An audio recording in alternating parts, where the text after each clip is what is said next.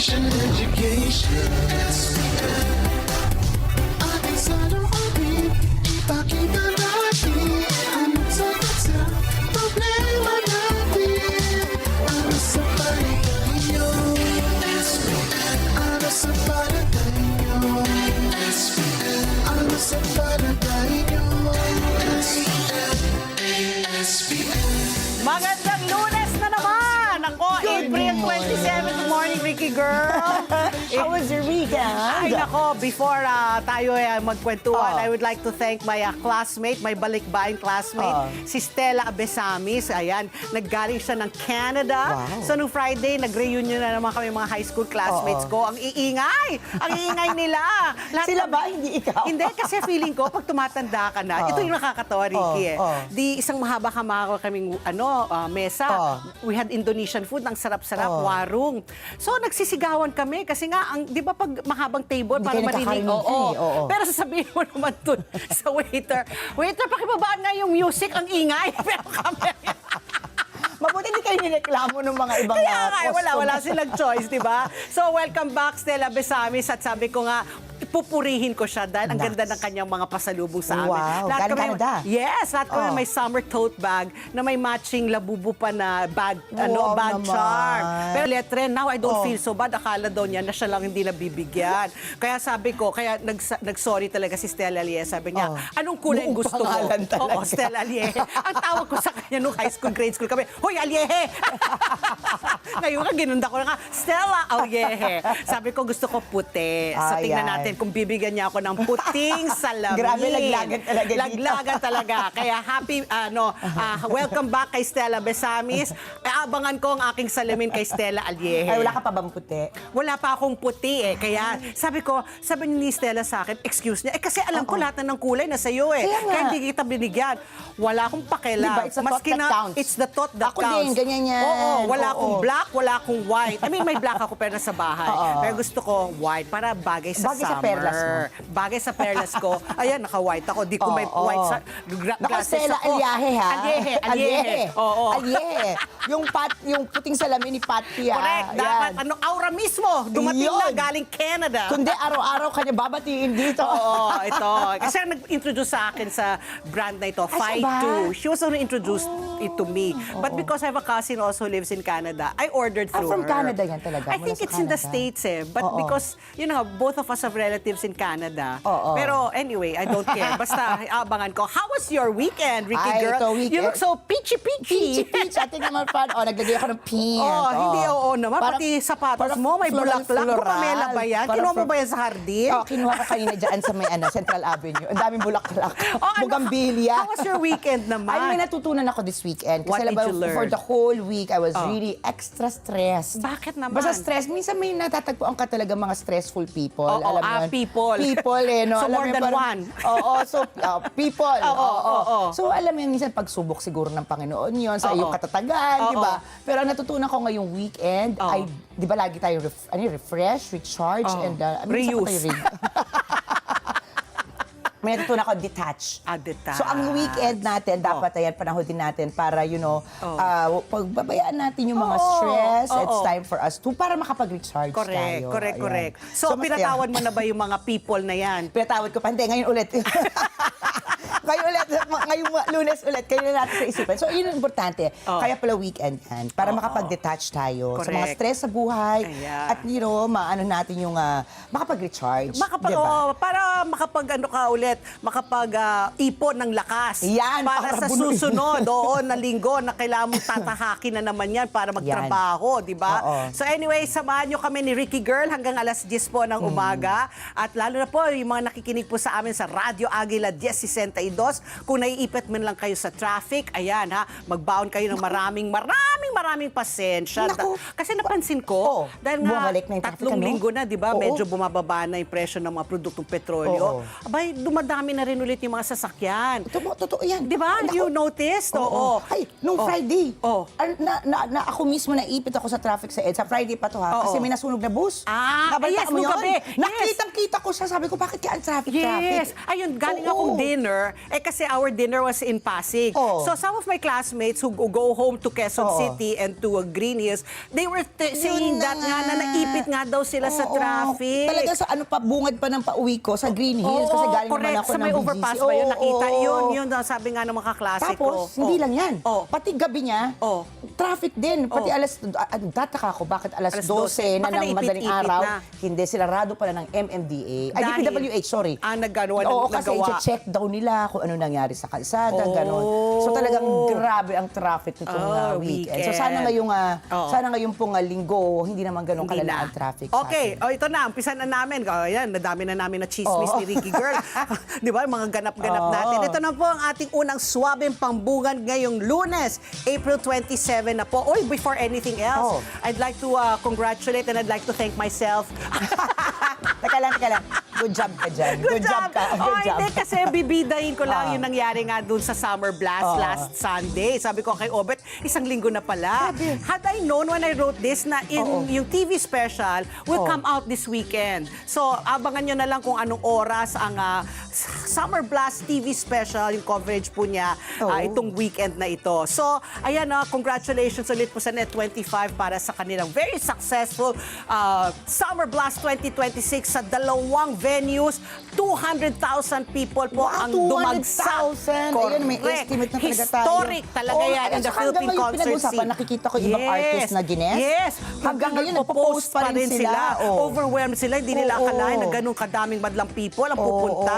Yung isa nga, nakalimutan ko kung sino doon, pero sabi niya, si Glock yata. Si Glock. Oo. Sabi niya, gusto niya ulit nang makabalik sa sumusunod na Summer Blast. Eh nako, bali-balita nga, next year daw, hindi lang not one, not two, but three. Three Exciting! Siguro dito ako sa Central manonood kami ni Joyny dito kami para hindi kami maligaw-ligaw. Okay, anyway, okay, punta na natin ating swabing pangbungad ngayong umaga. Ito, kumain na ba kayo ng itong mga putahe na to? I'm sure alam po lahat ito ng Pinoy. Chicken inasal at chicken adobo. Uy, sarap For na. sure, di ba? Siyempre, Lahat anong tayo. pambansa ka natin? Adobo? Oo, adobo. Di ba? Parang hindi ka Pinoy pag hindi ka pa nakatikim ng chicken inasal at chicken adobo. Bakit? Pasok po kasi sa world stage ang dalawang all-time favorite nating mga Pinoy. Ito nga, yung chicken inasal at ang chicken adobo. Matapos po, mapasama yan sa listahan ng world's best chicken dishes. O, di ba, ng Taste Atlas ngayong April 2026. Rank number 3, ang inasal with a solid 4.4 rating. At kilala po kasi syempre ang chicken asal dahil juicy yan, di ba? Smoky flavor. At akong sarap ng sausawan niya na may toyo, kalamansi, sili at suka. Di ba? At saka golden yan dahil nga sa anito. Ano yan? Anato, yung oil. Anato? Yung chicken Yung oil, chicken di ba? oil, Oo, oo. parang chicken oil. Oo. Samantala, pasok din naman ang ating chicken adobo. Tayo gusto natin chicken pork adobo. Mga iba gusto pork adobo. Ito, yung chicken adobo, pumasok yan sa number 40 naman po. Dala po ang kanyang classic na alat asim that's best paired sa bagong bagong saing na kanin. 'Di ba? Ang sarap ng adobo na mainit na kanin tapos bubudburan mo ng maraming sarsa, tapos may saging ka on the side. Ay, ang sarap ng chicken adobo. Top spot naman po dyan sa Taste Atlas ay ang Korean fried chicken, naku, which is so unhealthy. Kasi twice fried ang Korean fried chicken, di ba?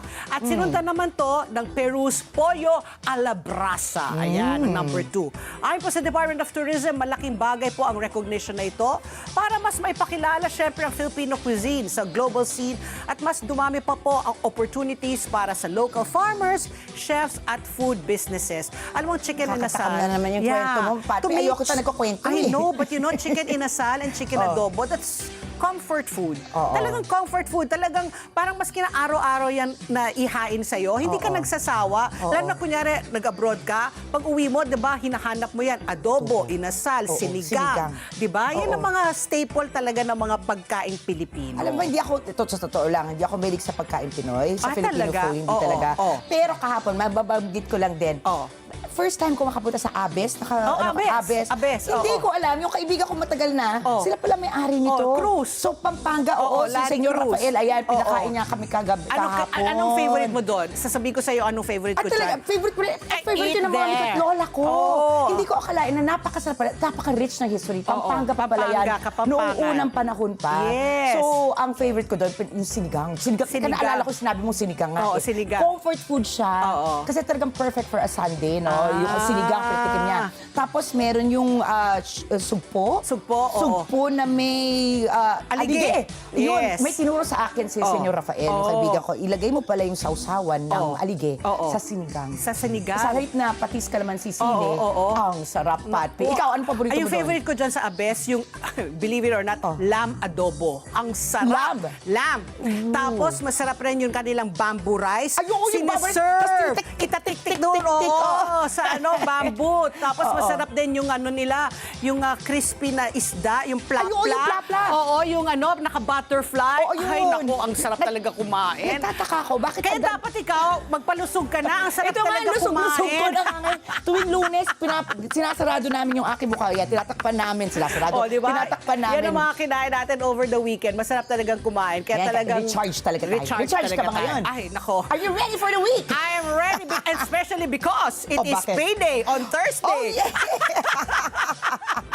Oh, yeah. Di ba? Ang bilis. Sa Biyernes, May 1 na. Diba? At May 1 is a holiday. Holiday na naman. Pero syempre tayo, dahil mga alipin tayo ng salapi, nandito tayo.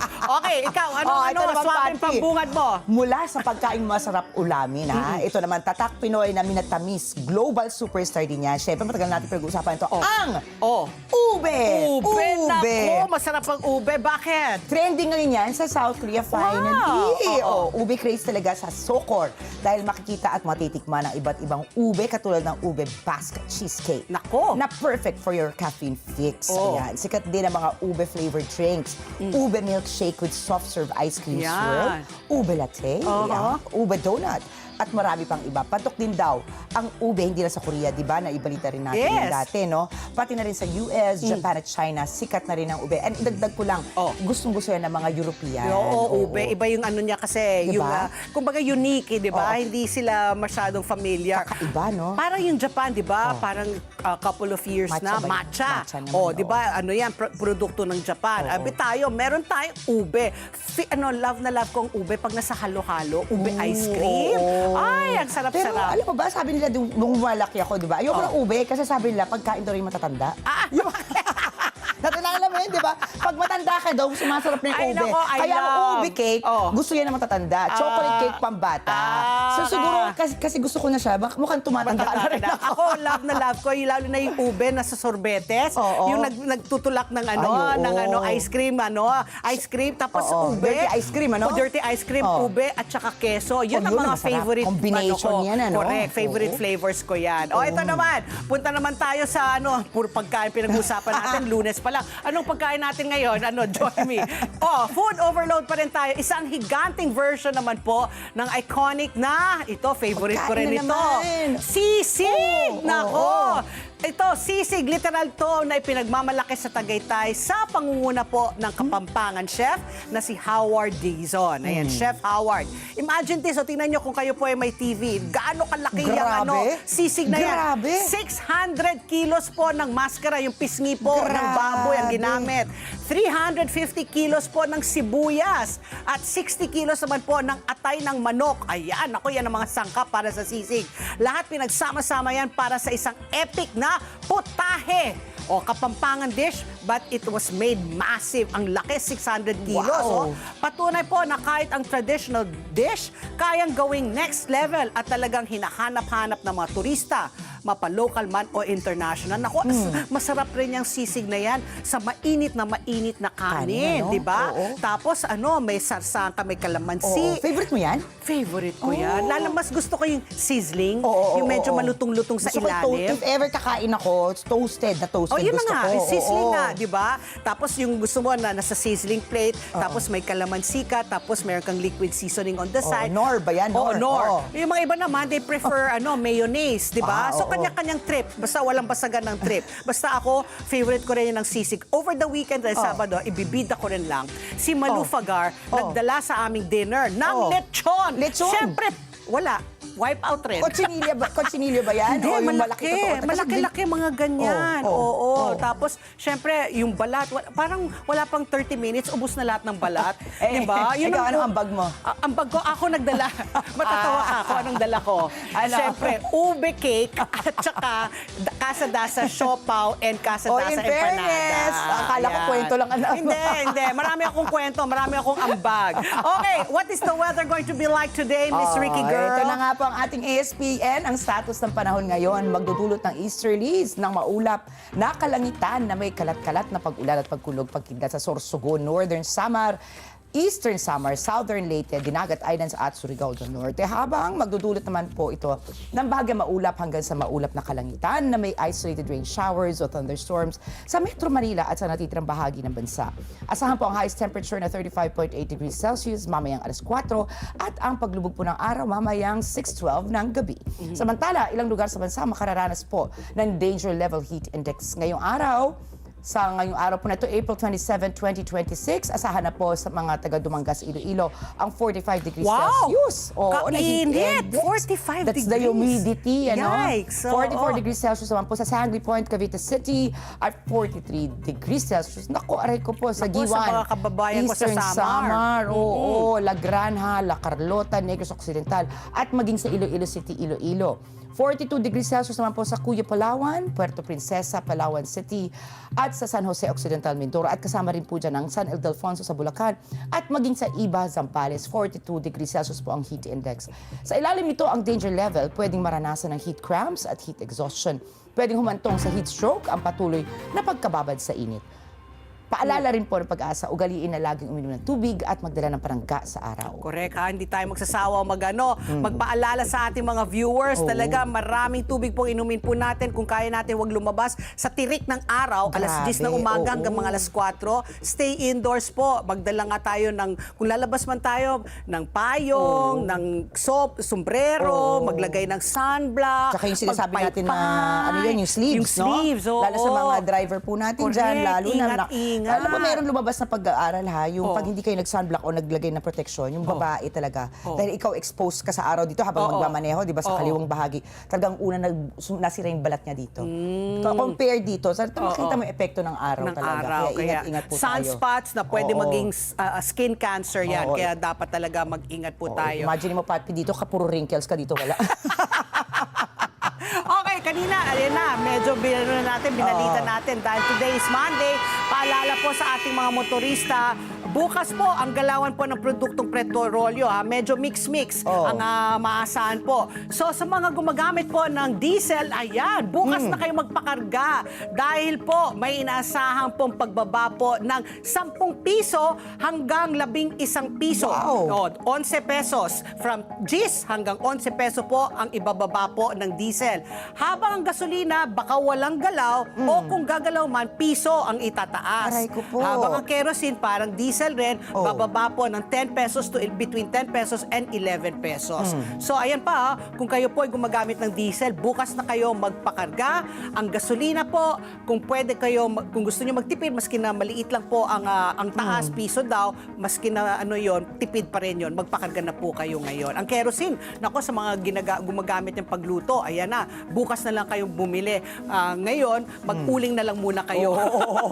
Mag-jeta-jeta muna. Jeta muna. Samantala, nagbabala naman po ang DOE sa mga local na kumpanya, oil companies, na susuway sa kanilang price cap na itinakda po ng gobyerno ay maari pong maharap sa parusa kabilang po ang mabigat na multa at pagkakulong. So, ngayon po huwag tayong mandedehado ng ating mga kapwa, di ba? Sumunod po tayo para sama-sama po tayo talaga magtulungan. Okay, ito na po ang ating Super Panalo News ngayong April 27. Ito dagdag supply po na dagdag ginhawa ginhawa sa mga tahanan at mga negosyo. Dahil po, ayan, speaking of kerosene, nag-secure na po ang Department of Energy at ang Philippine National Oil Company o PNOC ng 21,000 metric tons ng LPG. LPG naman ito, pagluto, mula po sa United States para masigurong stable pang supply ng fuel ng LPG sa ating bansa.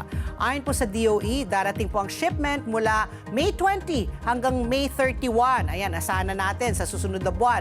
At ibababa po ito sa Batangas.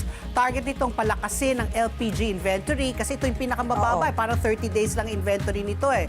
Lalo na't patuloy po ang global tensions at pabago-bagong galaw po ng mga oil prices. Kasabay nito, inapruban na rin po ng ating Pangulo ni PBBM ang pansamantalang suspension po ng excise tax sa LPG at kerosene sa loob po ng 3 buwan. So nag-take effect na ito, no? di ba? Oo. Took effect na. Ang magiging resulta, ito po, posibleng bumaba po ang presyo ng LPG ng around 3 pesos and 36 centavos kada kilo or about 37 pesos per 11 kilogram tank ng LPG. So parang ngayon parang lumalaro yata ng mga 1.4 ang Oo. LPG. Isang tangke. Isang Oo, tangke. Kaya oo. tipid-tipid po tayo sa paggamit ng LPG. Kung kaya na lang nga natin yung mga quick cooking, Oo. 'di ba? Yung mga ano na lang magsusutay-sutay ka na lang. Huwag na tayo Gisa-gisa. magprito Oo. kasi matagal ang Matagal, ano? prito. Lalo na pressure cooker. Oo, lalo na yung magpakulo ka, Oo. 'di ba? Magpalambot. Naku, Oo. unless uling ang gamit mo o yung kahoy na pang ano, Siguro ihaw-ihaw panggisa. muna. Oo, di ba? ihaw-ihaw. Total, feel natin ang Correct. summer. Summer, pero init, no? Init. Pero not bad na rin. Halimbawa, isipin mo ha, kung bababa ng 20 pesos, Oh, ba? 37 pesos. Oh, malaki pa yan ha. Oh, So oh. parang hindi na rin nalalayo dun sa unang presyo nung presyo dati. Kung magiging 80 pesos na Oh, lang nako. kada litro ng gasolina, halimbawa diesel. Oo. Di ba not bad? Parang ano na rin. Maski na papaano. palapit Mas na ng malaking palapit. ginhawa kesa sa nung umabot ng 140, 150. Oo, grabe. Sa Oh, probinsya, umabot ng 150. Oo nga. Okay, Ricky Girl, ikaw. Oh, ito naman, Papi. Mas magiging chill na po ang biyahe ng commuters matapos buksan ang kauna-unahang air-conditioned waiting room Wow, so sa siya. LRT 1 Baclaran Station. Oh, Ayan, oh, tignan wow. nyo. Ayon po sa Light Rail Manila Corporation, layunin nitong bigyan ng ginhawa ang mga pasahero laban sa matinding init, lalo na ngayong summer season. Open ito sa lahat, pero ang priority ay mga senior citizens, PWDs at mga kasamang bata. Ako, knowing mga Pinoy, mamaya gawin na nilang hangout yan. Oo nga. Hindi Lalo na sila mainit ngayon yung aalis. panahon. Oo, Oo. di ba?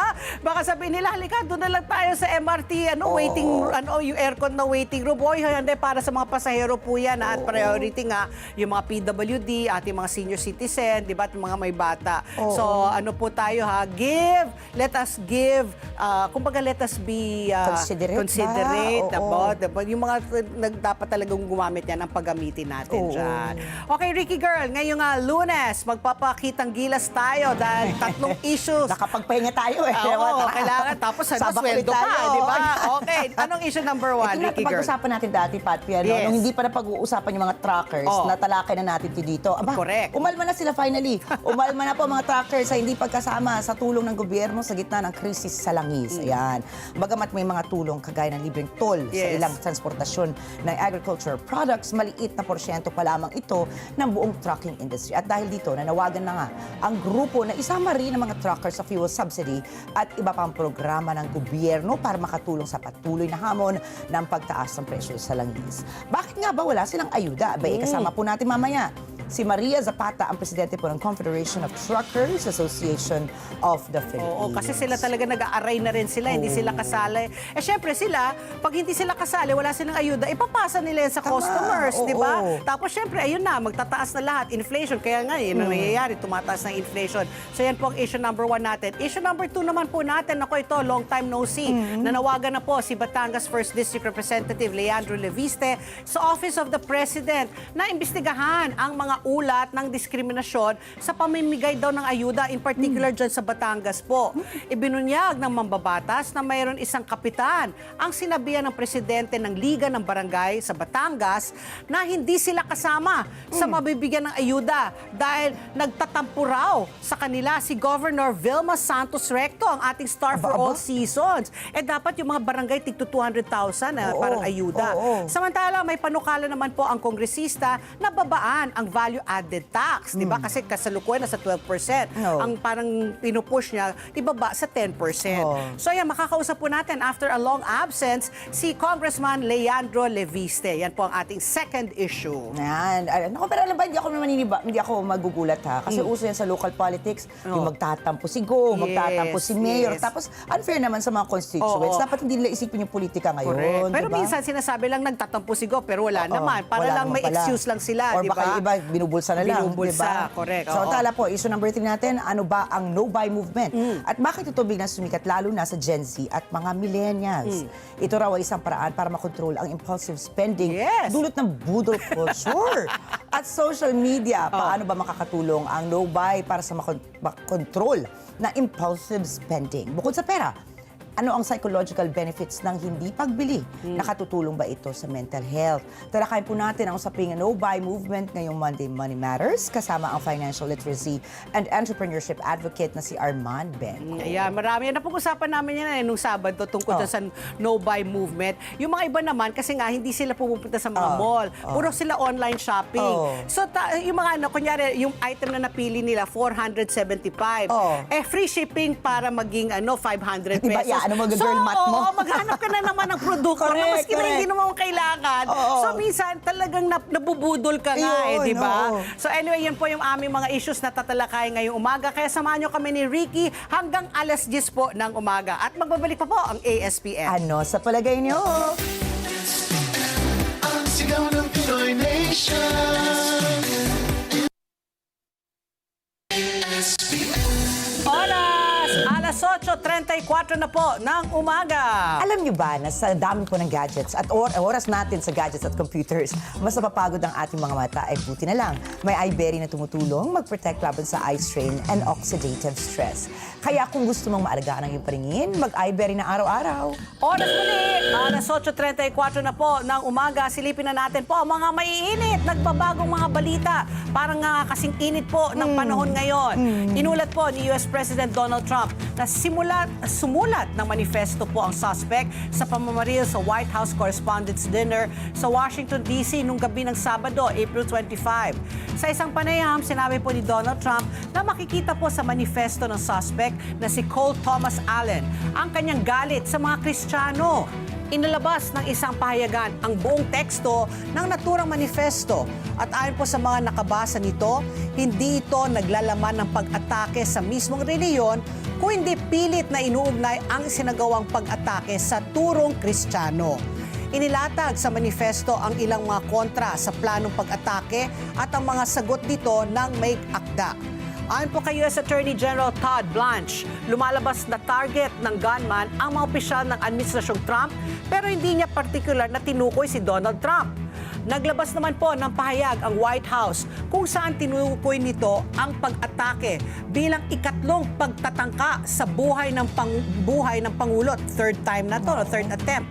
Ayon po sa top federal prosecutor ng District of Columbia, formal na irereklamo ang suspect para sa paggamit ng baril sa pagsasagawa ng krimen, ng karahasan at pag-asulto sa isang federal officer gamit ang isang delikadong armas.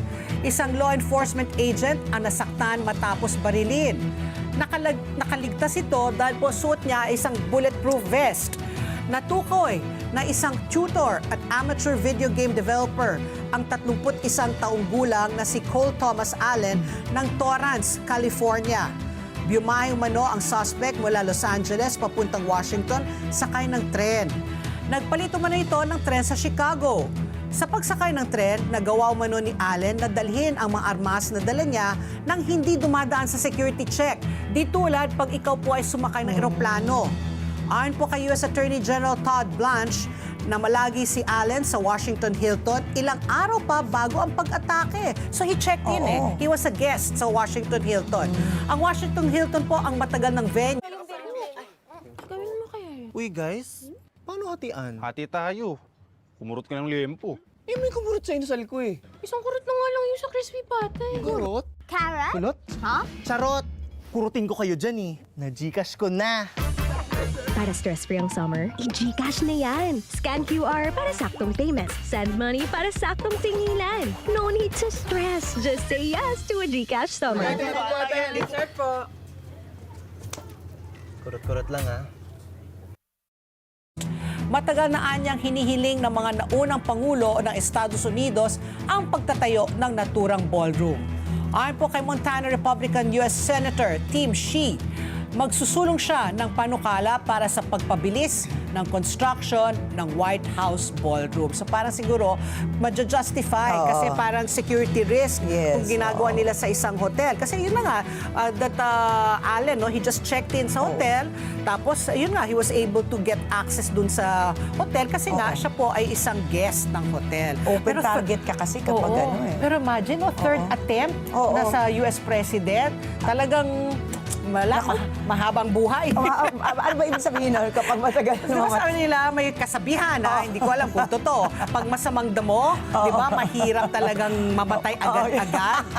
Anyway. Pero hirap. Paano kaya? Nagtataka naman ako. Di ba ngayon lahat, kahit papasok ka sa hotel, mayroon ng beeper eh. Kumbaga, check na lahat. Sa mall nga lang. Metal detector, di ba? Beeper tuloy, metal detector. Beeper. Ginawa mo na yung pocket bell, easy call. Ayan, so tingnan natin. Ako naman, saludo naman ako. Whatever it is, no, the circumstances. Lagi ako saludo sa mga bodyguard, yung mga security. Kasi nilirisk na yung buhay nila, no? O, yun ang isa nga, natamaan eh. Buti na lang may suit siyang bulletproof vest. Samantala po, nakatakda naman maghain ng mga reklamong kriminal. Ngayong araw, si Manasseh Carpio, ang asawa po ni Vice Presidente Sara Duterte. Mga reklamo ito laban kina Bangko Sentral ng Pilipinas Governor Eli Remolona Jr., Anti-Money Laundering Council Executive Director Ronel Buenaventura at House of Representatives Committee on Justice Chairperson Batangas Representative Jervil Luistro at 3 iba pang mambabatas dahil sa paglalantad ng mga bank record. Ayon kay Carpio, maghahain siya ng reklamo sa Quezon City Prosecutor's Office para sa mga paglabag sa Anti-Money Laundering Act, Bank Secrecy Laws at Data Privacy Act laban kina Remolona, Buenaventura, Luistro, Mamamayang Liberal Party List Representative Laila de Lima at Akbayan Party List Representative Chel Jokno at maging kay Percival Sendanya. Nagsabuatan anya sila Remolana at ang iba pa para illegal na inanta ang mga classified confidential banking records sa protektado umano ng Republic Act 9160 o ang AMLA, Republic Act 1405 o ang Bank Secrecy Law, at ang RA 10173 o ang Data Privacy Act. Gagawin umano niya ang naturang legal na hakbang para depensahan ang kanyang asawa at ang buong pamilya Duterte at maging ang banking and financial community at ang publiko. Iginit po ni Carpio na sa ilalim ng AMLA, ganap at walang anumang pagbubukod ang confidentiality at proteksyon ng mga bank record. Paraan niya ito sa seguridad, katatagan at integridad ng financial at banking system. Mismo ang Kongreso anya ang nagsabatas sa Section 8A ng AMLA na nagbabawal sa paglalantad ng anumang ulat ng bangko na isinumite sa Anti-Money Laundering Council. Tinukoy ni Carpio na nagagamit ang mga ulat ng Anti-Money Laundering Council sa black propaganda at political harassment. Ibinunyag ng AMLAC na may mga bank account na konektado kay Carpio at VP Sara na markado dahil sa suspicious at covert transaction mula 2006 hanggang 2025 na may kabuuang halaga na 6.77 billion pesos. Samantala, sinabi naman ni Ako Bicol Party List Representative Alfredo Garbin Jr. na walang otoridad ang House Justice Committee para buksan ang mga bank accounts ni VP Sara at ng kanyang asawa. Ayon kay Garbin, mali ang interpretasyon ng komite. Nakabilang ang impeachment case ni VP Sara sa mga exemptions na nakasaad sa Bank Secrecy Law. At ang oras, alas 8:41 na po ng umaga at magbabalik pa po ang ASPN. ano sa palagay niyo? Ang sigaw ng Pinoy Nation. Information and education. Dahil sa taas ng sugar, unti-unting lumalabo ang paningin ni nanay. Pero di siya nagpadala. May iBerry siyang kasama sa pang-araw-araw na alaga. Tumutulong ang iBerry protektahan ng mata laban sa panlalabo dahil sa diabetes. Salamat, iBerry. Meding malinaw muli ang aking buhay. Ang iBerry ay hindi dapat gamitin paggamot sa anumang uri ng sakit. Problema sa paningin? Lumalabo na ang mata? Subukan ang iBerry. Gawa sa natural na bilberry, ang iBerry ay tutulong para luminaw ang iyong mata. Para sa malinaw na paningin, iBerry! Halaga paalala, ang iBerry ay hindi gamot at hindi dapat gamitin paggamot sa anumang uri ng sakit. Well, I'm Ate Sherry Lynn. I'm your Tito Efren! And I'm your Tita Cynthia. I'm your Chef Mads. Nag-iimbita sa inyo tuwing Sabado at Linggo na laging subaybayan ang Ito ang Tahanan mula alas 8 hanggang alas 9 ng umaga dito lang sa Net 25! Meron din kaming Facebook page at YouTube channel. Like, share, and subscribe! Ito ang Tahanan! Let's get together. Sunday 25. Sunday 25. Hindi tayo napapayag na mapunta sa kurakot ang salaping pinaghirapan ng bawat Pilipino. Mga balita kaliwat kanan para sa katotohanan. Hindi namin aatrasan. Tumutok na at maging maalam. Bata ng Agila. Weekend, tuwing Sabado, alas 4 ng hapon. Dito lang sa Net 25. Let's get together. Sunday 25. Sunday 25.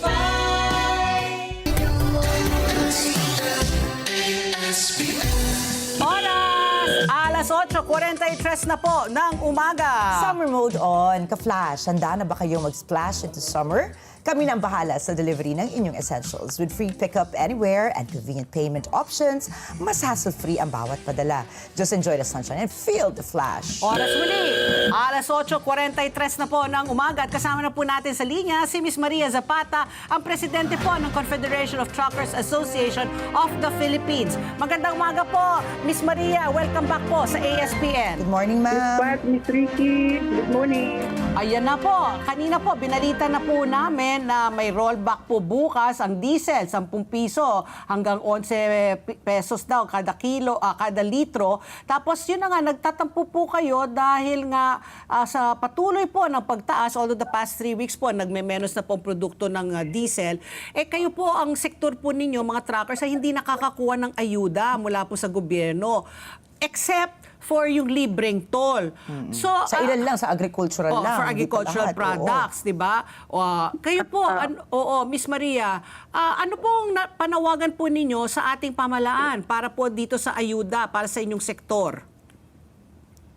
Well, at the very starting part, sinabi na agad ng gobyerno na kami, we cannot depend on any assistance from the government simply because yung nature ng aming transport business is commercial. So, wala na kaming pag-asa doon dahil may declaration agad at the very start, no? Yun naman sa agricultural products na free toll fee. Well, marami kasing requirements. You have to be enrolled with DA for the processing of enjoying that free toll fee. So, aming pang sinabi sa aming mga miyembro na according to them, sa DA, nakapublish daw naman yan sa media outlet nila at we can do the enrollment if ever. Pero mayroon kaming mga gusto ngang klaruhin dahil kung agricultural product, yung mga visible na makikita mo na may karga, of course makikita mo. What if yung mga nasa wingban, container, paano yun? Bubuksan ba yun? Bago pumasok ng toll fee? O, siyempre, pagka gano'n ang nangyari, magkakaroon tayo ng delay sa delay. Plus, yung inaano natin is, paano yung pagbalik? Wala ka ng laman. Libre pa rin ba yun? So, yun yung mga gusto lang namin i-clarify. Okay, ma'am, di ba talaga namang nakakalungkot, ako personally lulungkot ako na hindi kayo naisama. Dahil alam naman po natin na kayo buhay po dito sa ating supply chain. Kumbaga, di ba? I mean, 70 to 80% po ng goods, kayo po ay nagtatransport, ano? So ngayon po, kung hindi talaga kayo maisama sa subsidiya ng gobyerno at iba pala nga mga programa nga dahil nga dito sa pagtaas po ng presyo ng langis, ano? Ano pong nakikita yung direktang impact nito? Ano po yung worst case scenario na nakikita natin sa supply chain po? Siyempre, of course, yung lahat ng commodity may tendency na tumaas dahil siyempre yung aming charges tataas. So, i-recover din yun ng aming mga kliyente. So, yan yun. Hindi kami naman pwedeng tumigil or else mapaparalyze ang economy natin dahil pag no good movement, good movement, problema talaga yan dahil yung mga kailangang materialis ng mga planta, lahat yan imported. So, magkakaroon ng displacement yung mga tao sa planta. Hindi makakapag-operate. So, medyo masalimuot talaga ito, pero ang ginagawa na lang namin ngayon is talagang support system. Buti na lang, yung aming mga kliyente, nagbibigyan naman ng support. Ang minsan naman, yung iba, yung hinihingi namin support, hindi naman nabibigay lahat. But then, kahit pa paano, yung support system exists. Correct. So, Miss Maria, ito ang aking katanungan, no? Kasi lahat naman po talaga tayo, kumbaga ano tayo dito, biktima po, no? Ng krisis nga dyan po sa gitnang silangan. So, we all just have to make do kasi wala naman tayong kinalaman, yet na nga tayo po ay, we're bearing the brunt. Ngayon po, ano pong napansin nyo po sa, sa pag-nenegosyo ngayon sa trucking? Naging matumal ba? Mas kumonti ho ba ngayon ang mga biyahe dahil po hirap na rin po ang ating mga negosyante, kumbaga bayarin po, no, yung tracking, pero nga essential pa rin po 'yon. Or ano mga paraan niyo para magtipid, para po mas efficient pa rin po ang negosyo po ninyo? Actually, kung yung tanong mo kung anong status namin, we are struggling talaga. Struggling. Okay. Yung cargamento arrival, yung arrival of the cargo, hindi naman naapektuhan. But then, yung nagpo-pull out na truck, yun yung kumukonti dahil yung iba, kung hindi makakuha ng support from their client, they have the choice na siyempre magpahinga or maghintay na kung kailan ma-approve yung requested rate. Paano po yun? Pakikwento po kung paano po yung yung pagdating ng kargamento, sabi niyo walang problema, no? So patuloy po, no, yung mga importation po natin dumadating po sa ating mga ports. Paano po yung pull out? How does that work po? Ano yung different? Kasi pag in-order nyo abroad yon, hindi ba dapat kumbaga may paggagamitan yon? Oo. So paano ano yung nagiging delay? Well, in every delay of release of cargo at the port, it causes a lot of expenses. Andyan yung storage, andyan yung timurahe, andyan yung electrical, so many. Kaya lang ito, hindi naman ito partly because of the fuel crisis natin. Kagaya ito nung sinasabi ko sa inyo ever since na may mga inefficiencies yung mga ibang port stakeholders na kagaya namin, kaya hindi ma-release kaagad. Like for example, the shipping line, container yard, yun pa rin issue na mahirap magsauli.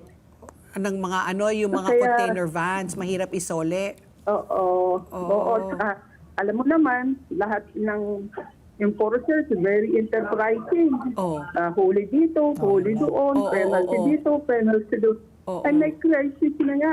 Bakit ba ayaw pang magtulungan? Oo nga. Nag-ano pa, humihingi pa rin ng tong hanggang ngayon. Yung pala ang sinasabi niyo po.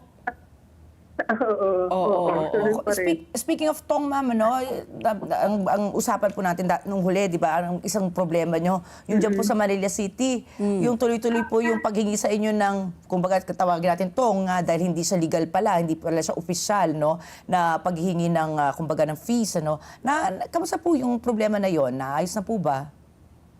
In fairness sa Manila, kasi nakausap ko nun si Director Biyahe na galing naman tayo sa pamumuno ng dating mayor, na yan lahat na yan kanilang ginagawa inawala. Sabi ko kung pwede natin ibalik yung dating sistema. Parang ngayon wala na akong namomonitor masyado na reklamo ng aming mga members. So siguro nakuha sa pakiusap namin. Maganda rin po talaga na kinakalampag po natin yung mga hindi tamang pamamaraan. Ito naman po, ma'am, alam naman po natin dito sa halimbawa na pag-uusapan namin lagi ni Patty, parang lumuluwag po yung traffic dito sa Metro Manila dahil nga po konti na lang bumabiyahe. In fact po, marami pong mga TNVS na tumigil na po sa kanilang pamamasahe. Sa trucking industry po ba, may po ba kayo pagtaya kung ilan po mga drivers and operators na yun talagang apektado na po nitong krisis sa langis at wala na choice kundi tumigil na po sa pamamasahe o pamamasada? Officially, wala pa akong yung talagang tamang data, no? But what we are hearing right now is all pronouncement na if they cannot get the support system from their client, they will temporarily stop until such time na ma-resolve yung issue. Oo. So, Miss Maria, ano yung support system po na hinihingi po ng ninyo sa inyong mga customers po? Anong klaseng suporta Clients. po, yung mga kliyente po? Ano gusto nyo ng parang may fuel subsidy or parang pumayag sila na itaas nyo po ang presyo ninyo? Paano po, anong suporta po ang hinihiling nyo po? Fuel surcharge subsidy dahil Fuel. kasi tayo galing sa 60 peso per liter. Oo. Ngayon, as of now, is naging 90, 110, 102. Oo. So yung difference noon from 60 to 100, which is 40 pesos, yun yung hinihiling namin na bayadan nila at ibigay sa amin. So, paano po yun? Binibigyan niyo ba sila ng breakdown na kunyari po, no, diesel ang gamit ninyo, gumamit kayo ng 100 liters. So, imbes na dati-rate 6,000 yon, magiging 10,000. So, gusto niyo matagdagan po yung 4,000. Yun yung hinihingi namin support from our client. And some are readily available naman silang magbigay. Ang iba naman, tumatawad, kesyo ganito, tumaas ang dollar. Well, kaya open communications lang kami. Oo. Sa gobyerno po, may hinihiling po ba kayo aside from the free toll na sabi nyo nga, minsan nga parang hassle kasi ang daming requirements po, no? Saan pa kayo sila pwede magbigay? Kung sakali, magbigay po sila ng ayuda, meron ho ba kayong listahan ng mga operators po na pwede po nilang bigyan? Kasi nagkakagulo sa mga sa tricycle, madali kasi yung LGUs, meron silang listahan. Pero dito po sa mga iba, di ba, may namatay nga yung mga sa TNVS, yung mga motorcycle, hindi kumpleto ang listahan. Kayo po, meron ho ba kayong kumpletong listahan? Oh, yes. We have a real listings of our membership, number of units they own. Ang amin na lang hiling sa gobyerno, yung hinihingi namin mga inefficiencies at saka yung mga extra charges na supposedly naman hindi dapat, yun lang sana matulungan nila kami na mawala. Inefficiencies. Ano po dito, aside from the tong, ano pang mga ibang inefficiencies po? Yun nga yung handling ng empty container. Okay. Ng mga shipping lines. Of course, yung mga panghuhuli ng LTO, LTFRB, ng DPWH, mga enforcers, yung mga truck ban issue, yung collection ng tong along the highway. Yun lang sana malaking bagay na sa akin. Oo nga. Baka dapat may meeting nyo po, dapat with DILG, with Secretary John Vic. Kasi nga, itong mga enforcers na ito, di ba, nasa ilalim niya. At saka syempre, Department of Transportation, kung mga LTO enforcers po yan. At saka dapat ang MMDA. At saka siguro yung League of Metro Manila Mayors. Yes. Alam mo, in fairness, nung panahon ni Secretary Abalos, halos naubos lahat yan dahil talagang tinutukan niya yan. At kami, may direct line makipag-usap sa kanya, text or phone call. Pero ngayon, hindi pa kami napapagbigyan ni Secretary Remulla ng aming requested meeting. So, mahirap po makontak. Hindi. Hangin yung aming lahat ng ito. Pero, in fairness nga, si Secretary Abalos talagang we were given an extended assistance talaga noon. Naku, dapat manawagan tayo. Secretary Remulla, John Vic, ayan, bigyan nyo naman ng panahon itong mga truckers. Baka naghahabol ka, hinahanap ko si Saldico Si Saldico, nahihirapan na makipag-meeting po sa atin. Actually, kung tutuusin, hindi naman malaki yung hinihingi. Basic, bare minimum, kumbaga, sa isang relasyon. Yung hinihingi ng trucking. Kumbaga, yung lang, para lang magkaroon tayo ng kumbaga legal lang, di ba? Sa Yes, legalidad lang. oo, above board, transparent, Oo, di ba? That's the yes. bare minimum po kung hinihingi po natin na actually Tulong. Ginagawa na sa ibang bansa na walang korupsyon, di ba? So, yun lang hinihingi natin. Opo, pero ngayon po, ito yung realidad. Ang binibigay po ng ating gobyerno, it's either fuel voucher, tax relief, or direct cash support. Kung kayo po ang papipiliin, bilang kayo nga po ang presidente po, no, ano po yung pinaka siguro appropriate at pinaka kinakailangan ng mga trackers ngayon? Kung choose lang po. Ito lang po yung options natin. Sa tingin niyo po, ano yung pinaka makatutulong po sa inyo? Okay. Yung ease of doing business, ma-enjoy lang namin. Ayun lang. Okay? Piece of doing business lang. O, simple lang naman no? Kumbaga, hindi naman yung hinihingi ang langit at lupa. O, di na nga kayo humihingi ng cash, Hindi na nga kayo humihingi O, sige po, Miss Maria, baka meron kayong panawagan bago po kami magpaalam po sa inyo. Baka meron kayong gustong sabihin. Ay, well, yun na nga. Sabi ko, just to be simple, dapat kami in the industry, ma-enjoy lang namin yung doing business. Oh, yeah.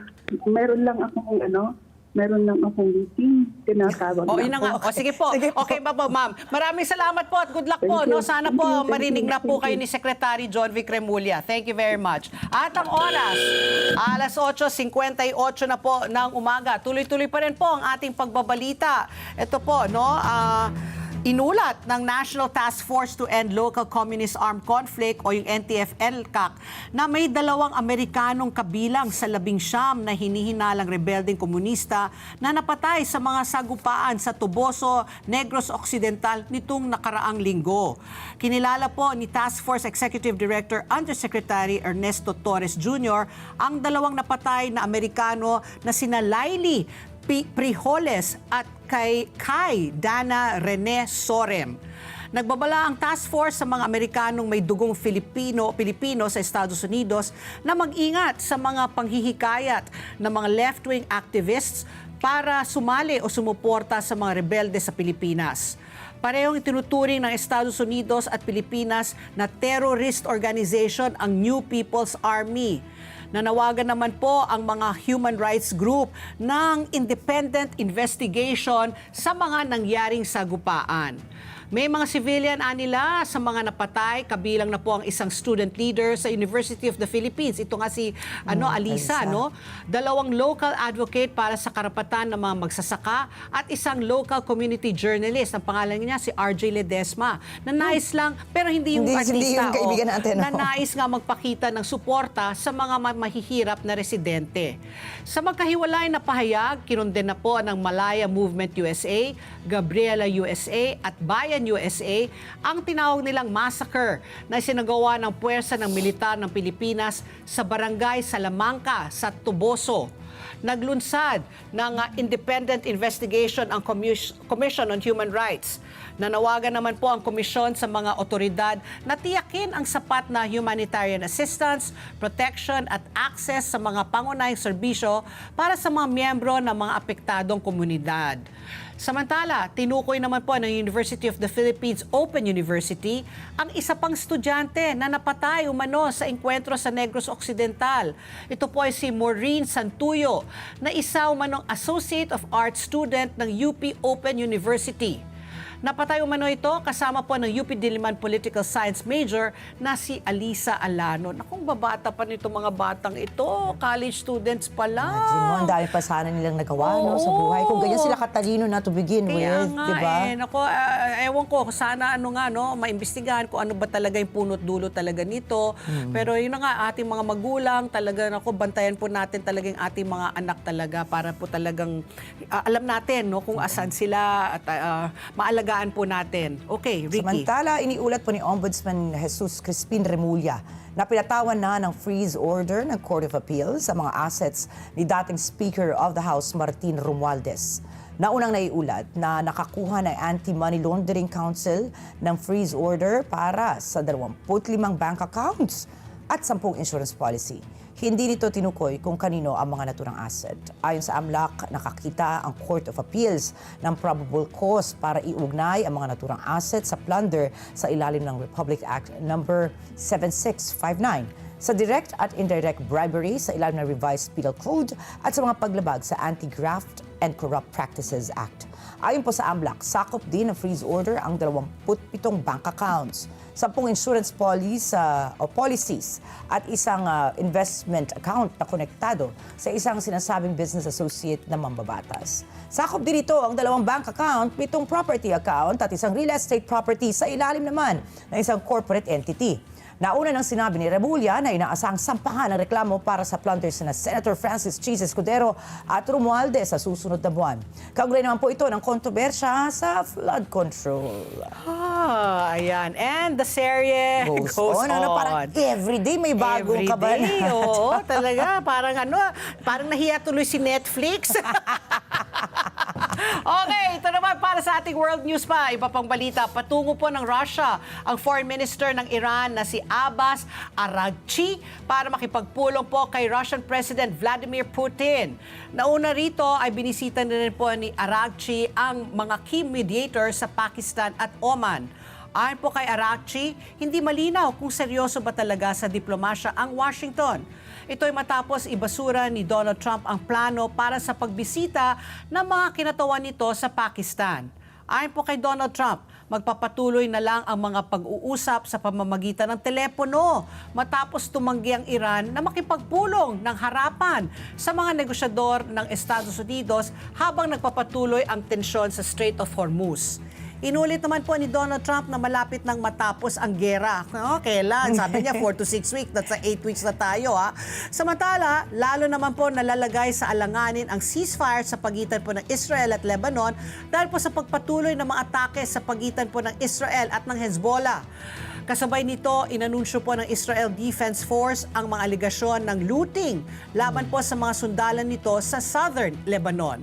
Tiniyak po ng militar ng Israel na mahigpit nitong ipinagbabawal ang pagsira sa mga ari-ariang sibilyan at anumang pagnanakaw o looting. Usually yan ang nangyayari pag may digmaan Diba? Siyempre, kumbaga, very limited na lang ang resources mo. Diba? Pagkain. So, minsan wala kang choice. Survival. Magnakaw ka na lang. Ay, naku talaga, kailangan matapos na talaga ito. World peace, please! Ang oras, alas 9:04 na po ng umaga at magbabalik pa po ang ASPN. Sa amin po babalik, makausap po natin si Congressman Leandro Leviste mula po sa 1st District ng Batangas. Ito, ang dami niyang panawagan. Meron daw mga ibang mga barangay na hindi nabigyan ng ayuda na 200,000 pesos. Nananawagan rin siya na ibaba from 12% ang VAT, ibaba daw sa 10%. So, ayan, marami tayong pag-uusapan kasama po ni Congressman Leandro Leviste sa pagbabalik po ng ASPN. Ano sa palagay niyo? Magandang umaga po, ma'am. Okay. Kong Leviste, ito po, you're back in the news. Siyempre po, talagang hindi ka tinatatanan ng mga balita. Kasi po ito, namigay po ang Batangas po, ng ayuda sa mga barangay nito. Pero 84 barangays po daw ang hindi po daw nabigyan. Ang una kong katanungan, ano po ang pakay? Bakit po sila binibigyan ng 200,000? Is this just uniquely for Batangas? Ang swerte naman ng Batangas, napakayaman po ng inyong probinsya. At bakit po itong 84 ang hindi po nabigyan? Ipinangako po ni President Marcos na lahat ng 42 sa Pilipinas ay mabibigyan ng 200,000 pesos para sa educational assistance at barangay projects. At ang launch ay sa Batangas last Friday. Unfortunately, lumabas nga na kapag inahayaan sa mga lokal na pamahalaan ang bigayan ng ayuda, palaging may pinipili at may konting politika as it seems. Kasi 84 barangays were not included in the event even if they had submitted their requirements. And ang sinabi ng isang kapitan, ito ay dahil daw may tampo sa kanila ang gobernadora. Si Governor Ako po ay nag-quote lamang sa kapitan. Kaya mabuti kung hayaan natin ang mga kapitan mismo na magpahayag din ng kanilang experience availing of this ayuda. Pero nagpapasalamat din ako naman na nilinaw ng national na pamahalaan na dapat walang kulay ng politika at lahat po ay mabibigyan ng kanilang 200,000 pesos. Kung, bakit naman daw po nagtatampo kung totoo man si Governor Santos Ate V. Recto, no? Bakit ano daw Opo. binigay na ng dahilan? And ano po ba, karaniwan po ba ito nangyayari na pag halimbawa may tampo yung Mabuti puno? kung sila Naaapektuhan mismo po yung ang programa. magpaliwanag kasi ayoko naman na sabihin nila na I'm putting words in their mouth. Sinabi okay. po kasi ng kapitan na sinabi sa kanya kaya hindi sila inimbita dahil nagtatampo daw sa kanila si Gob. Pero ang sinasabi din naman kasi sa Batangas ay tuwing humihingi ng project ang iba sa Kapitolyo, inaalam ng Kapitolyo kung nanalo o hindi si Govy at si Lucky sa kanilang barangay. Ayun. Kaya baka may kaugnayan po sa resulta ng eleksyon kung saan hindi po nanalo sa ilang barangay si Govy at si Lucky. Okay. Pero kung Leviste kanina no, nung nagsa-soundcheck po tayo, kaya phone patch lang kasi sabi niyo po you're on your way to Batangas. So ano po ngayon ang estado? Ito bang 84 na barangays po ay nabigyan na dahil po you called the attention, no? Ikaw po ay lumabas nga sa media at sinitan niyo ito, no, na 84 po na barangay. Dahil ba dito po nagkaroon ba ng galawan para mabigyan na po itong 84 na barangay? I think it's sure that they will get paid soon. And I was told the checks are even already prepared. Kaya kailangan lang i-release yung mga cheque. Okay. So, ano po yung pakay nyo ngayon po sa papuntang Batangas? Kakausapin ko lang po yung mga kapitan kung anong status ng pag-release ng mga cheque sa kanila. At kung hindi pa i-release yung mga cheque, ano ko na lang po para masimulan na rin nila. Ayoko naman na ma-discriminate kasi itong... Hala, Congressman, nawawala po kayo. Ano po yun? Sa biyahe kasi. Oo, nasa biyahe. Hala, Congressman Leviste, can we try to re-establish ulit yung linya? So, Yes. ayan. Yes. Oh, so, you were saying you're on your way to Batangas to verify kung... Go ahead. Opo. At saka kung hindi pa ibibigay sa kanila mga cheque, baka i-aabono ko na lang po. Ayun na nga, abono 84. Teka nga, sige nga. Magkano po? Iko-compute po natin. Ikaw, magtanong ka muna. Ako magko-compute. Okay. Oo. Ito na nga po, no, malungkot na mayroon pong mga exclusion dyan sa bawat barangay makikinabang program ng Pangulo because I'm sure ginawa po niya ito para po makatulong nga po sa bawat barangay. Totoo po ba yung mga balita naman na may mga middlemen daw na kumikita daw po ng 20 to 25% sa mga ganitong programa po ng pamahalaan? That's another information that was brought to me by another local government unit. At hindi naman pinursu ng kausap kong LGU, kaya hindi naman nila mahuhuli kung sino yung talagang nag-allocate nun.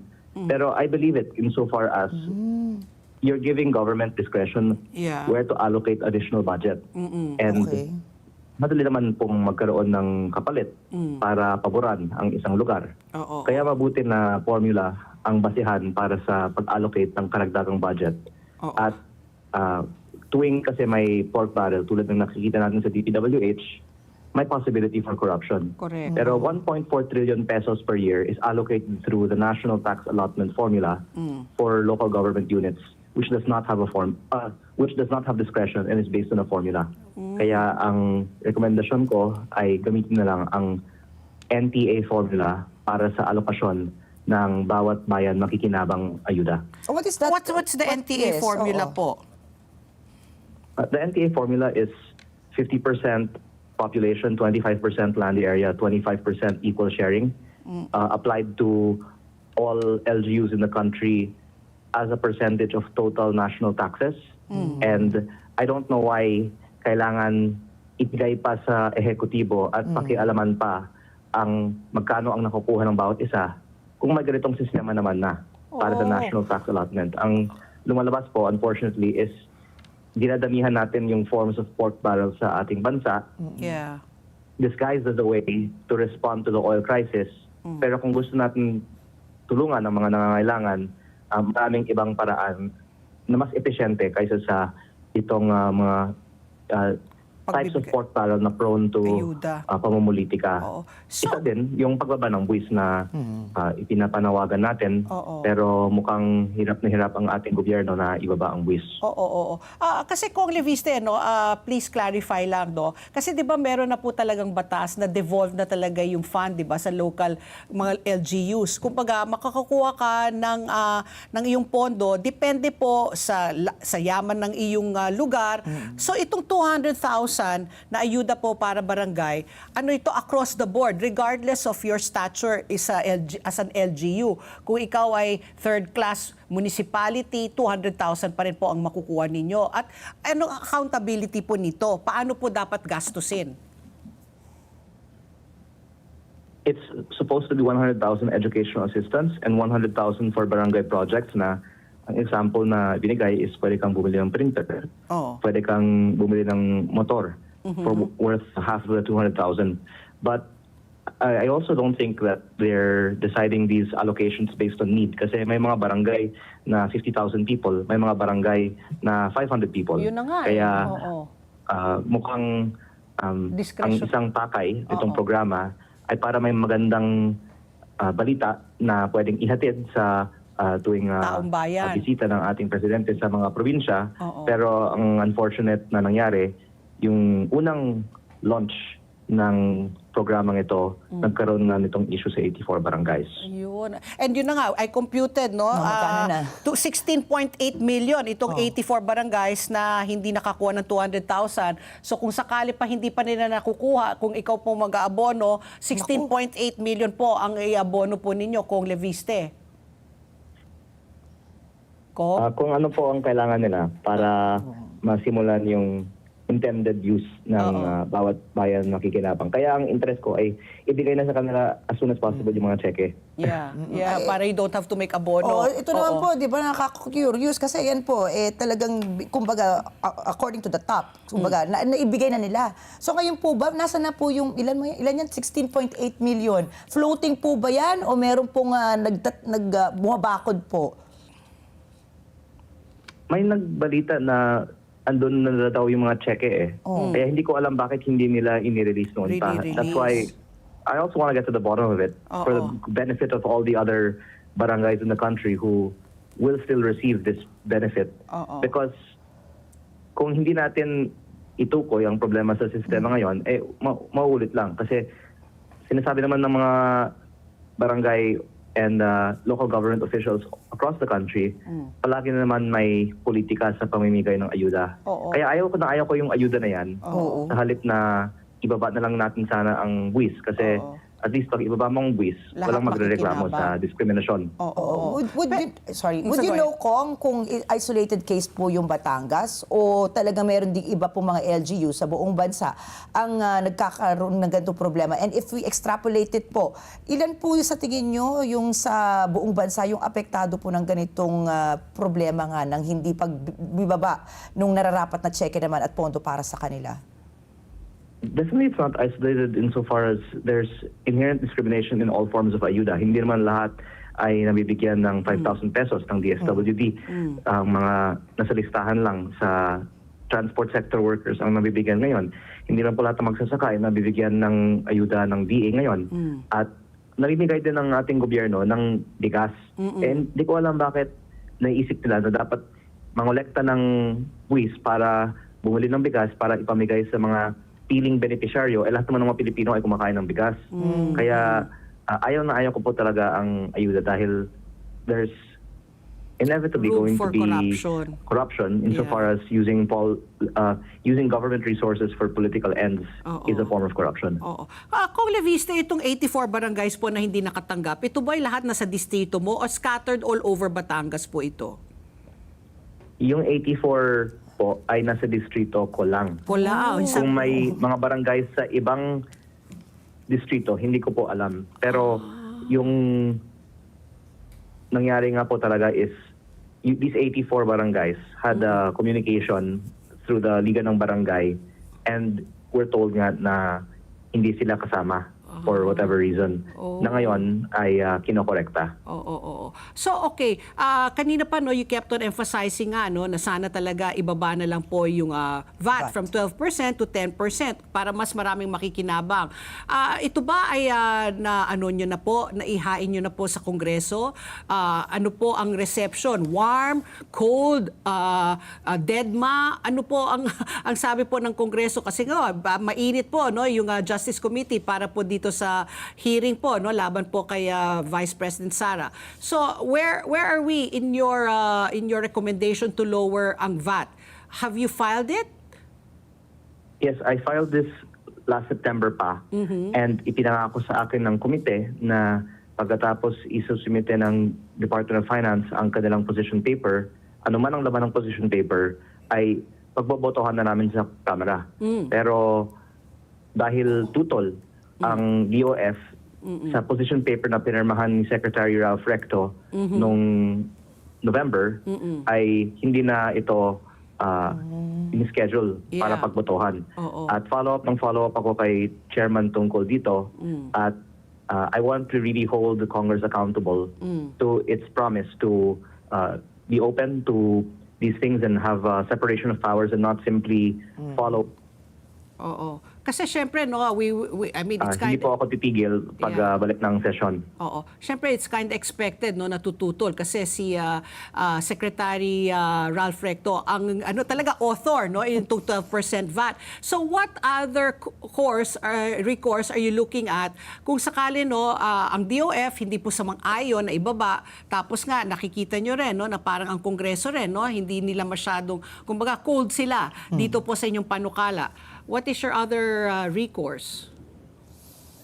There's no reason for them not to calendar a bill. Especially, I would add that every congressman who is asked says he is in favor of lowering the VAT. Kasi sinasabi naman, diba, sigurado naman walang aamin. Pero that will also be their vote pagdating sa floor ng pagbaba ng VAT. Kaya walang duda, papasa ang pagbaba ng VAT basta ika-calendar ang panukalang ito. Pero if I may add po, it seems a lot of the legislative agenda is being dictated behind the scenes by the cabinet. And it's not only for lowering taxes, it's also for increasing wages. There are many labor bills that are also stuck and not being calendared, even if a majority of congressmen have even signed to be co-authors. I'm referring to the National Minimum Wage Bill of Congressman Eli San Fernando. And it's, I guess, important to get these bills passed na maitukoy sino ba ang humaharang para may accountability. Kasi hindi lang pwede magtago yung mga naghaharang sa mga bills na ito. Well, I admire your hindi man courage, no? I admire your optimism that it has to be passed. Kasi 7 months have passed and wala there's no movement. Diba? September, October, November, December, January, February, March, April. So talagang hinaharang po talaga. Baka dapat po talaga, Dalawang linggo po pwedeng pumasa ang isang bill sa Kongreso. Correct. At kapag hindi yan kinakalanda para pagbotohan, hinaharang po talaga. Kaya importanteng maging aware ang publiko dito dahil sensitive din naman sa public opinion ang gobyerno. Kaya kung halimbawa sa May 1, maraming mga magrarally para itaas ang sahod. Kasi dapat Labor Day. malaman ng publiko. Kaya hindi itinataas ang sahod dahil may mga humaharang sa mga bills sa Kongreso. Pero kung tatanungin ko nga dapat kanina, sino ba nasa likod ng paghaharang sa calendar? Kalendaryo lang naman yan. Kasi kung kayo po, optimistic po kayo, napapasa po yan sa mga kasamahan nyo sa Kongreso, yung pagbaba po ng ating VAT. Baka po meron po talaga tayong kailangan bantayan ng mga personalidad kung sino po yung humaharang, para naman sa kapakanan po yan ng taong bayan. At ano pong justification yung binibigay po nila sa pagharang sa pagkalendaryo? Hindi po ba dapat nga magkahiwalay ang powers ng ehekutibo sa lehislatibo? Baka po, sabi nyo nga, kailangan bantayan ng publiko. Sino po ba yung kailangan namin bantayan? Sinabi ko na nga po na ang sinabi sa akin ng Ways and Means Committee, kaya hindi kinakalendar yung pagbaba ng VAT dahil sa position paper na officially sinubmit ni Secretary Ralph Recto. Kaya ang point ko lang sa komite is what you said. May separation of powers naman ang Kongreso at ang ehekutibo, kaya hindi dapat maging dahilan ang pagtutol ng kabinete sa hindi pagboto ng Kongreso sa isang batas. Has this happened before, Kong? Talagang na-overpower, kumbaga kayo ng executive? If you're really, diba, we are confident talaga that there's a separation of powers, diba? What is the recourse now of Congress kung talaga meron po kayong batas na gustong i-pursue pero hinaharang po kayo ng executive department?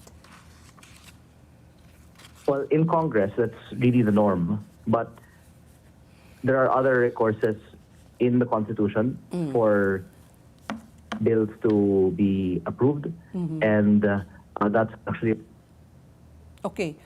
Kong, in the coming days. Oo. I'll just play devil's advocate, no? Kasi nga ito lowering the VAT, no, from 12% to 10%, sinasabi mawawala, no, ilang bilyon sa kaban po ng bayan. Kung sakali man, no, saan nyo po nakikita ang pwedeng ipagpalit, no? Kung just for to simplify it, let's say at 12% VAT we get, let's say 12 billion pesos. Pag maging 10%, 10 billion pesos na lang po makukuha po ng ating gobyerno. Saan natin pupunan yung 2 bilyon na nawala po? Ano po ang nakikita ninyong mekanismo para rin po hindi po magkulang ang pera po ng gobyerno pang tulong para sa infrastruktura, pangbigay ng ayuda, social services, for whatever reason? Where do you plan? How will you augment po yung mawawala po? First of all, you're going to lower expenses. We have a 6.7 trillion peso budget, and just a decade ago, we only had a 3 trillion peso budget. So hindi naman kailangan na ganun kalaki ang inilaki ng ating budget. So dahil the executive has identified 150 billion pesos of non-essential MOOE. But even after they identified it as non-essential, they're not cutting all of it. Number two, you can increase collection efficiency dahil may estimate po na may 500 billion pesos na hindi kinokolekta sa Bureau of Customs, or at least hundreds of billions of pesos a year. At hindi naman po siguro makakalusot ang ganito kalaking korupsyon na walang mga backer ito sa mataas na mga pwesto. Kaya kung last year ang pinaka-corrupt na departamento ang Public Works and Highways, DPWH. Ngayon naniniwala po ako na i-resolve na ang korupsyon sa DPWH insofar as wala nang project ngayong 2026. Ironically. Pag walang project, walang corruption. Kaya ang Bureau of Customs naman po siguro ang dapat busisihin ng Kongreso. Customs at saka BIR kaya hindi? Opo, ang BIR din Kasi ay sabi mo nga efficiencies mas malaki pang nawawalang revenue. Again po, Kong? Madaling mahuli yung corruption sa customs kasi few points of entry lang yan eh. Dahil mo nga yung mga congressman, doon sila magbantay ng smuggling eh. At it's very clearly only happening dahil may mga pumoprotekta sa mga gumagawa nito. Kasi syempre malaking halaga ang pwedeng kitain kung may di umano'y hundreds of billions of pesos a year nga of smuggling.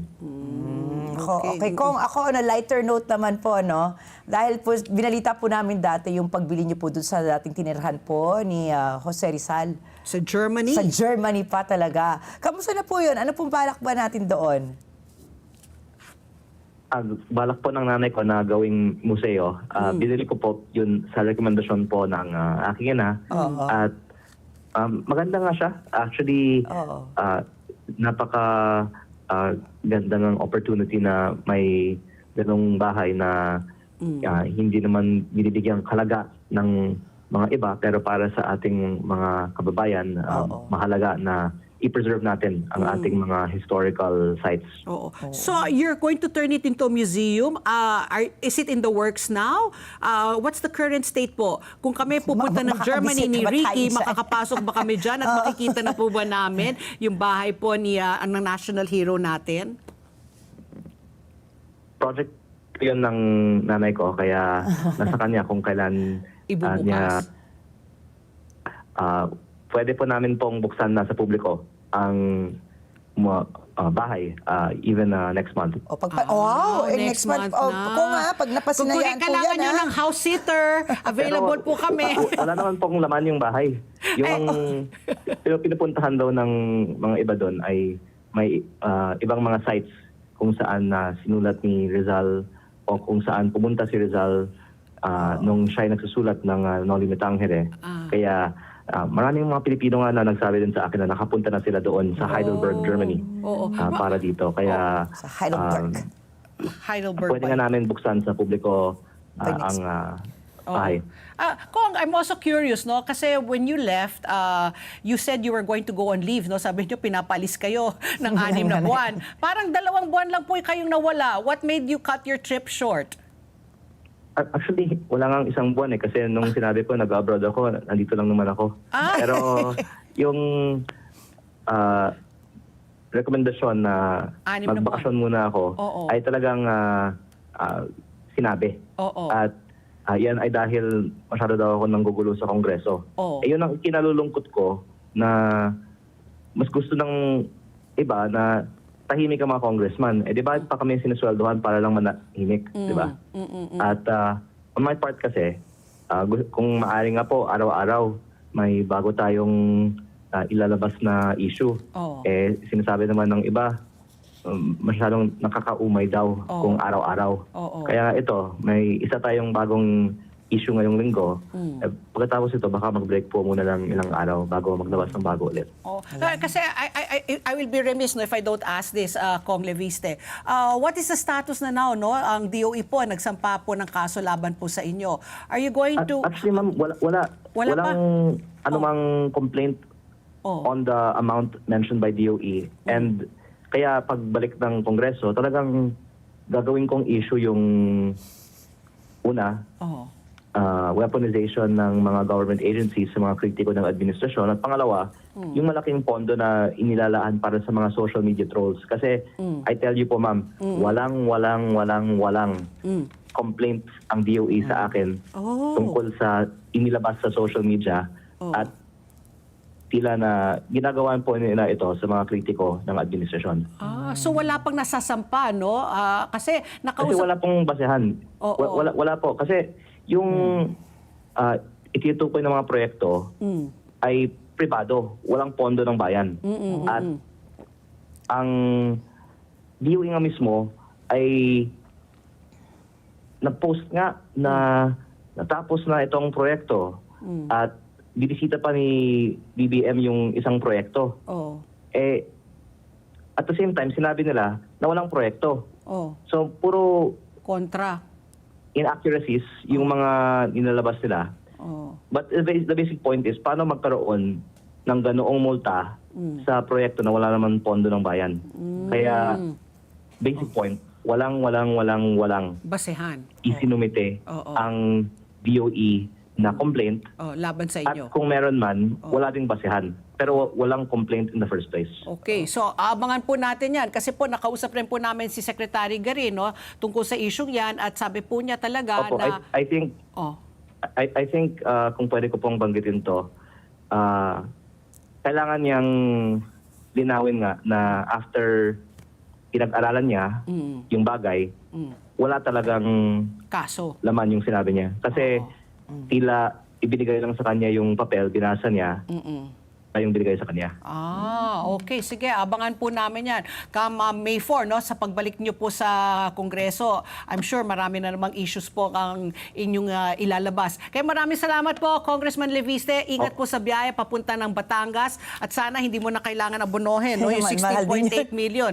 Sana po yung mga cheque nandyan na para ipamigay na sa 84 na barangay na yan. Thank you very much, Kong Leviste. Mabuhay po kayo, Kong. Thank you po. Okay po, si Congressman Leandro Leviste ang nakausap po natin. At ang oras, alas 9:32 na po ng umaga. Bilang mga Pilipino, masipag po tayo, matiisin at inuuna natin ang ating pamilya. Ngunit sa dami ng ating responsibilidad, madalas po nakakalimutan nating alagaan ang ating sariling kalusugan. Tandaan po natin, ang malakas na katawan ay mahalaga upang patuloy tayong makapagtrabaho, makapag-alaga ng pamilya at ma-enjoy ang buhay. Ang King's Herbal Plus ay isang all-natural food supplement na may 80 powerful ingredients mula sa herbs, fruits, and vegetables for men and women na tumutulong po sa overall wellness at vitality ng katawan. At bilang pasasalamat po sa inyong patuloy na suporta, may 1 milyong pasasalamat promo ang King's Herbal Plus, kung saan maaari kayong manalo ng hanggang 500,000 pesos in cash. Mabibili po ang King's Herbal Plus sa Mercury Drug, Watson, South Star Drug, Rose Pharmacy at iba pang leading drugstores nationwide. King's Herbal Plus, balik lakas, balik sigla, hatid ay pag-asa at saya. At ang oras muli, alas 9:33 na po ng umaga sa aming pagbabalik. Makakusap po natin ang ating suking financial literacy and entrepreneurship advocate, si Ginoong Arman Bengco. Ayan, pag-usapan natin yung no-buy movement. Bawal bumili, bawal gumastos sa pagbabalik po ng ASPN. Ano sa palagay nyo? Sigaw ng Pinoy Nation. Tara na at samahan kami sa mga bago at exciting na episode ng Ito ang Tahanan. Lalo na ang masarap na pinagsasaluhan every week. Panibagong istorya at panibagong recipe na magbibigay saya sa inyong panlasa. Ano pa ang hinihintay ninyo? Dito lang yan sa Ito ang Tahanan. Tuwing Sabado at Linggo, alas 8 hanggang alas 9 ng umaga sa Net25. Let's net together sa Net25. Sa Net25. Here's a top trend on TikTok that's supposed to be good for your health. Dopamine dressing. Bright fabrics, colourful jewellery, outlandish outfits. So what's it all about? But does dopamine dressing really boost your mood? Well, it certainly won't do any harm to try it out. But with a lot of advice darting around the internet, it's hard to tell. Is something helpful? Pointless? Dangerous? Take nicotine pouches. Some say they increase energy and alertness. Time to take a closer look on In Good Shape. We are now open for business.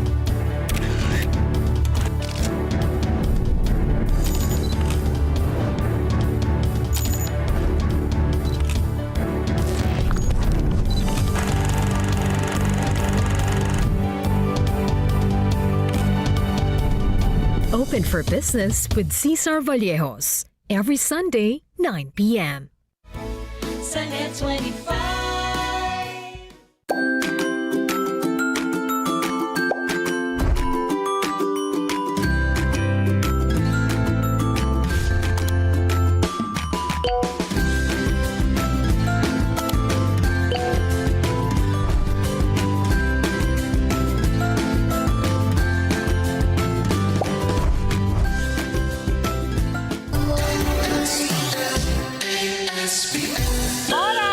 Alas 9:30 sa isa po ng umaga at ang oras nito hatid sa inyo ng Salem Bed, bringing comfort to Filipino homes for over 50 durable years. Salem Bed, ang hari ng tibay. Oras muli, alas 9:30 sa isa po ng umaga at kasama na po natin sa linya si Ginoong Arman Bengco, ang ating financial literacy and entrepreneurship advocate. Magandang umaga po, Sir Arman, and welcome back po sa ASPN. Yes, magandang Morning, umaga sir. sa lahat at sa ating tagapakinig, tagapanood. Nako, ito, Sir Arman, napatawag kami dahil bago na naman tong terminology po na na-enkwentro po namin. No-buy movement. Ano ba itong no-buy movement? Talagang walang bilihan, walang galawan po, walang labasan ng pitaka. Ano ba itong no-buy movement? Na very popular daw ngayon to sa mga Gen Z at millennials. Maybe you can explain what this is about. Yes. Well, bago ko sagutin yan, alam niyo itong no-buy movement, very alam ito sa personal advocacy ko ngayon, yung financial literacy advocacy namin ngayon. Tinatawag namin practical. Ano? Ayan, practical. Practical. Yes, naalala mo, Ma'am Pat, nung mga una tayo nag-i-interview sa kabilang stasyon pa, mga 1975 yata yun, di ba? No, grabe. Uy, parang hindi pa ako pinapanganak noon. 1975, magkakapit mo naman. Ano po? Ang tawag namin sa advokasya namin, peaceabilities. Ngayon, dahil doon sa nung dumaan yung pandemic, meron mga salita na natutunan nun, essentials. Correct. Diba? Essentials. Only buy the essentials. Meron din nung panahon ng pandemic, meron feature sa Netflix, pangalan The Minimalist. Yes, correct. Oo. So, yung iba, baka napanood nila yun. Kaya ako po, nung pandemic, lalo na nung patapos na ang pandemic, binago namin yung branding, tsaka yung approach, pagiging practical ang mas kailangan ngayon kesa sa pagalingan sa investments, pagka-budget. So, nakakatuwa naman sa abroad, nag-umpisa itong mobile movement ng mga 2024 pa eh. 2 years ko pa overseas sa abroad, sa Amerika. Yung mobile movement, ano siya, hindi siya, it is intentionally stopping unnecessary spending. Intentionally, okay. May intention. Intentionally stopping unnecessary spending. Hindi mobile movement, hindi ka nagagastos, hindi ka na bibili kahit ano. Katulad ng sinabi ko, hindi naman ito bagong konsepto. Sinabi lang ibang semantics. Ngayon, mas parang bago lang kasi dahil naging mainstream na siya dahil sa social media. Okay, Tatlong punto, react ito sa overspending yung add to cart, di ba? Nagkaroon ng ngayon na add to cart na kung saan-saan. Kung ano-ano. Kaya sa amin, ang practical tip namin doon, hindi porke madali bumili, dapat bumili. Ayun. Second, reaction to sa utang madaling umutang, mga lending apps.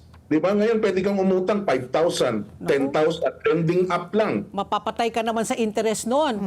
Yes. Ang punto dito, madaling makautang, kaya madaling bumili. Nandoon ka sa cellphone o nandoon ka sa apps o yung hinahawakan. Sabi ng isang pag-aaral, 4 to 6 hours daw ang Pilipino hawak-hawak ang cellphone niya at nakatingin sa cellphone niya. Nandoon yung madaling bumili, madaling umutang, kaya yan yung reaction, yung mobile movement. At panghuli, dahil sa social media, reaction to do sa pressure itong mobile movement, yung comparison culture. Di ba lahat ngayon, sinasabi nga ng tinuturo ko nga doon sa apo ko, alam mo naman na mampat, apostolic duties. Apostolic duties na tayo. Sinasabi ko sa kanya, dati, bago kami kumain, magdadasal. Ngayon, bago kumain, pipicturean, di po ba? Oo nga, yung pagkain. Correct. Oo. So, maraming, dahil sa technology, culture, eto, kailangan lahat ng binibili mo, kinukunan mo at ipeplex mo. Kaya, kung nakita mo yung kaibigan mo, kamag-anak mo, ay, nakabili na siya ng ganito. Meron siya ganito. Yung pressure ngayon, hindi na peer pressure lang na nakasama mo. Dahil nakita mo sa social media, ayan, na kailangan mo sumabay. Correct. Hindi nga sumabay sa uso para umasenso. So kung ang gastos, mas dapat uso ngayon yung control. Yan yung type movement. Ang pinidiin yan, may control ka sa paggagastos. Self-control ngayon sa paggagastos. Yes. Pero sabi nyo nga, ito yung you just buy the essentials, no? Kumbaga with intention ang pag hindi bili mo. Yes. Iba pa ba yun dahil wala kang budget kaya hindi mo mabili? Baka yun yung mobile movement nga. Yes. Wala kang choice Actually, the choice is really ours. The choice to control our spending. Yung no-buy culture, siguro parang clickbait lang nila yung no-buy para impact agad. Uy, no-buy? Parang hindi ko kakayanin yan, no-buy daw, hindi raw bibili. Simple yung no-buy culture, parang tinuturo indirectly na huwag tayong emotional sa pera. Intentional dapat. Intentional. Pag-isipan. Hindi isa, dalawa, 100. Okay. Ang lagi ko nga sinasabi, 3 punto ulit, yung pag-post, di ba, Mampat, ewan ko sa, sa broadcast yun, di ba? Or when you deliver a pitch, a spiel, the power of the pause. Yung sinasabi, pag nag-deliver Deliberate pause for dramatic effect. Learn to pause para may impact, tsaka ma-deliver ng mabuti yung sinasabi mo. Ganon din sa spending. There's power in pausing. delaying is part of discipline. Diba? Yung pagkakita natin, biglaan, lumabas tayo, napadaan tayo sa mall, uy, sale pala dito. Sale pala dito. Ang laki pa nung karatula, 70% off, hindi ang 50% off. Ang lagi kong ang paboritong binibigay na spending tip, hindi naman buy only your needs, do not buy your wants. Ang paborito ko, na tinuro lang din sa akin, be a planned spender. Not an impulsive buyer. Yun that culture. Miskin ang luho. Basta hindi illegal, hindi immoral. At kaya na-cover mo yung needs mo. Mo yung mga luho mo. Ito, kaming grupo, mag-commercial ako konti. We have common friends pala, Ma'am Pat. We're planning to go over mag-trip. Kasi ano na yun namin couple of years back. Ngayon may crisis. Kapag nakapagplano naman kami, hindi naman kami bigla-biglaan lang gustong magbiyahe, kami magkakabatch. Ngayon, meron lang dagdag dun sa plano dahil medyo tumaas ang pamasahe. Ang pamasahe. So, basta hindi illegal, hindi immoral.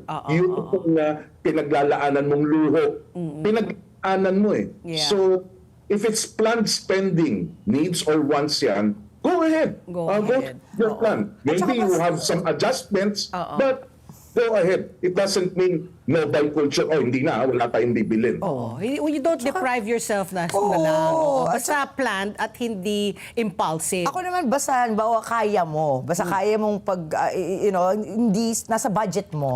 Di ba, hindi ka para magnakaw, hindi ka para mangutang. Kumbaga, yung kaya afford mo, hindi ka tulad nung iba, yung alam mo yun na... Inuutang para lang makapag-afford. O gumagawa ng masama at illegal, di ba, para lang to sustain a lifestyle. For me, ayun, basta kaya mo, basta within your budget at hindi ka naman siguro sasakit yung bulsa mo talaga in the future, no? Pero ito, sir, nabanggit mo nga since 1975 pa kayo nag-uusap ni Patpi ukol po sa money matters, no? So, ang dami na natin nakita na mga movements, kumbaga, no, na but they lose momentum eventually. What makes this no-buy movement different po?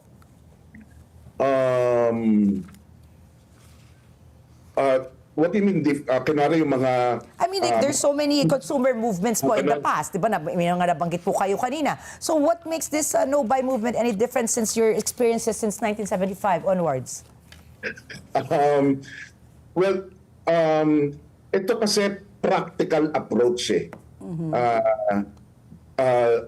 instead of dati complaining lang tayo, hindi ako makaipon, hindi ako maka-budget, tumataas lagi presyo ng mga bilihin. But kung tayo ay intentional, and yung laging sinasabi ng mga nagme-mental health, yung being present at the moment, yung being present at the moment, not being impulsive, yung yung midterm sila doon sa intentional living, kadikit ang intentional living, yung basta being at the moment. If you are laging nasa consciousness mo, paumanhin nyo na gagamit ang mabilis na pumapasok sa akin dahil sinabi mo since 1975. Kayo nagsabi yun Doon sa eskwela ko saan ako nanggaling, bago magdasal, laging sinasabi, let us always remember we are in the holy presence of God. So, para maging mabait kami ng mga estudyante, yun ang laging unang sinasabi pag umpisa ng klase. Let us always remember we are in the holy presence of God. If you are always at the moment thinking, mindfulness pala, Ma'am Pat, Ricky. If you are always mindful of your kaperahan, not stress, not to be stressed about it, then your intentional and your planned spending is the natural, acceptable, and realistic approach. Yun na sinasabi, hindi. Kaya gusto kong idein, hindi po ito, wala ka nang gagastusin. Hindi ka na ng mga wants o mga luho mo. This is intentional, mindful, spending of your finances. Okay, so how do you go about it, itong no-buy movement? If I want to be a member of the no-buy movement, ano yung mga dapat tandaan? Isa ba dyan? Ako, hindi ako nag-online shopping talaga. So, paano po tayo makakasama dito sa no-buy movement para maging intentional po ang ating paggastos? Hindi lang yun, no? We are, kumbaga, we discern, we think before we spend. We are not impulsive buyers. So how does one become a member of this no-buy movement? Okay. One, yung sinabi nyo na, Ma'am Pat, meron kang no-buy list or no-buy facility. Tanggalin nyo po yung mga apps. Hindi naman po yata sponsor ng program. Tanggalin nyo po yung apps. Ganun kasimple po yun. Naalala nyo po dati yung galing sa mga Alcoholic Anonymous. Kung may problema ka sa pag-inom, huwag kang pupunta sa inuman, sa bar. Kung may problema ka sa unnecessary, impulsive spending noon, huwag kang pupunta sa mall. Huwag kang tatambay sa mall.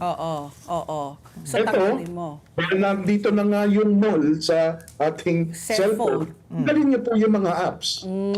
Galing niyo po, ganun kasimple. Ang galing pa naman ng mga apps na yan. Pag minsan naka-off yung ringer mo, pero yung notification tutunog. Yes, Second, be mindful, be very conscious of your allowed list. Yung list, hindi po needs lang yun. Pitikloho nyo. Again, basta hindi illegal, hindi immoral. Lagay nyo po. Ilagay nyo lahat. May nakita kayong bago, biglaan. Ilagay nyo po sa notes ng cellphone nyo. Ito, gusto ko to. Huwag nyo bibilin. Ay, lahat. Yung actual spending, actual buying, yung may exchange na of something of value, dapat paano nyo malalaman na plan spending? Dapat na pagdesisyonan nyo 30 days ago. Ganun katagal pag-iisip mo, no? 30 days. Magsasawa ka na sa kakaisip lang. Hanggang magsawa ka na. Ako pa naman impulsive buyer ako, Pati. Pag iniisip mo, ikaw impulsive, ako hindi. Pag iniisip mo, gusto ko kayo bilhin yung cake na yan, 30 days. Ayoko wala na. Parang bulalo natin, di ba? Ayaw mo na kasi kakaisip ko. Kaya ako siguro, ako may ambag ako ha. Ako po talaga hindi naniniwala sa credit card. Pinaka-ayoko may utang. On the contrary, I believe in the credit card. Ayun na nga, doon kami nagkakaiba ni Papi. Ako, gusto ko, kung ano lang yung meron ako, ayun lang yung I live within my means. Kaya hindi ko magets yung iba na utang ng utang para lang wala akong utang, excuse me ang kailang lifestyle. Pero hindi. Alam ko naman yung benepisyo din ng pagkakal for emergencies. No, diba? and me because of the points. Yung points, you rack up the points.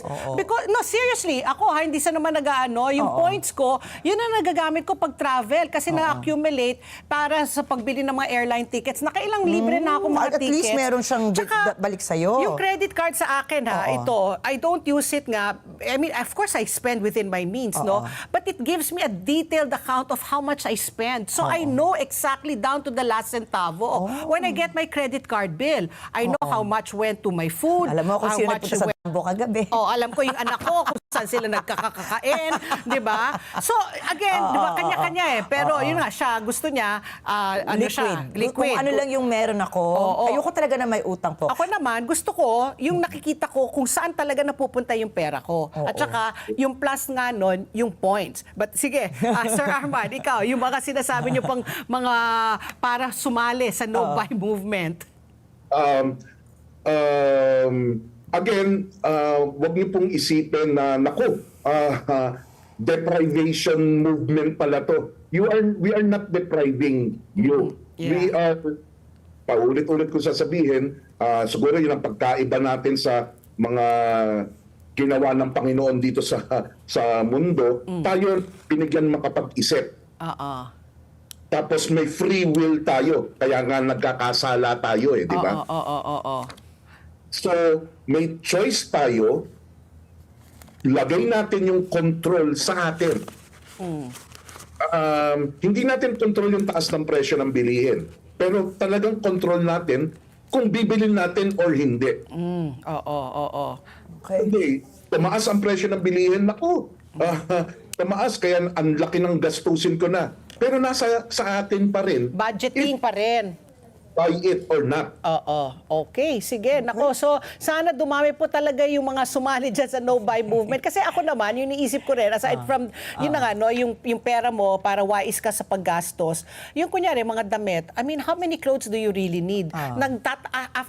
After ilang suot, itatapon mo yan o idodonate, tapos ayun, itatambak lang yan sa mga landfill.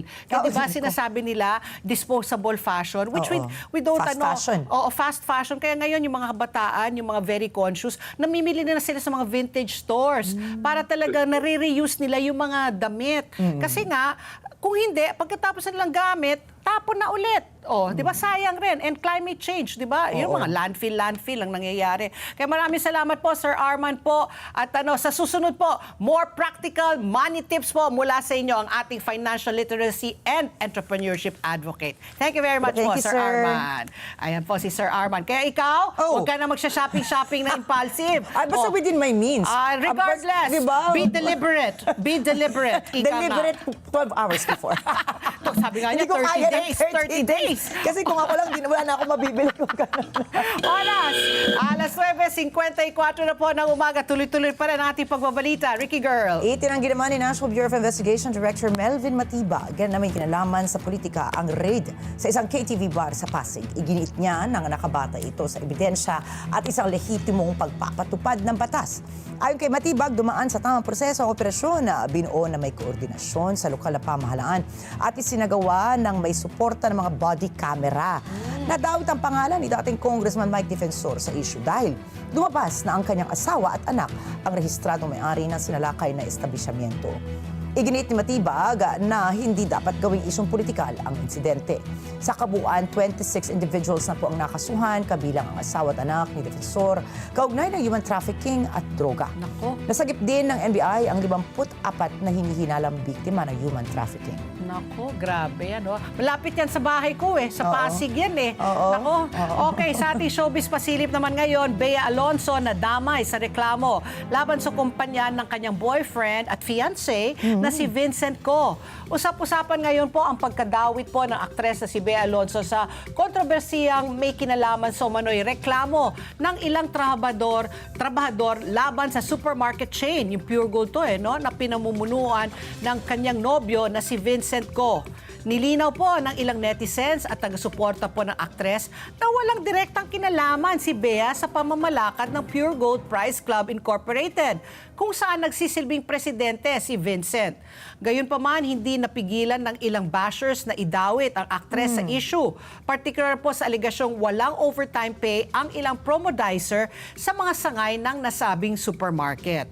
Ayon pa sa paliwanag ng iba, ang mga promodizer ay kadalasang under agency at hindi direktang empleyado ng supermarket. Kaya ang naturang agency ang may obligasyon sa kanilang sahod at benepisyo. Tama nga naman, promodizer. Hindi naman yan mga hindi naman yung mga kahera na empleyado ng supermarket. Sa kabila ng issue, patuloy pa rin pong laman ng usapan ang personal na buhay ng aktres. Hanggang ngayon ay wala pang kumpirmasyon kung ikinasal na nga ba sina Bea at Vincent. May mga ulat na mas maaga umano sa inaasang petsang May 16 ang naging seremonya, bagamat hinihintay pa rin po ng publiko ang official details. Nanawa kay Bea kasi, I can relate, dahil hindi porket na nasa mata siya ng publiko, madalas siya yung what's this? Madalas easy target. Easy target. Kahit wala kang kinalaman, napakadaling gumawa ng akusasyon. Kaya maraming salamat dahil meron na tayong mga batas na nagpoprotekta din. Kasi unfair din, na ikaw ay easy target ng mga scammers. Anong oras?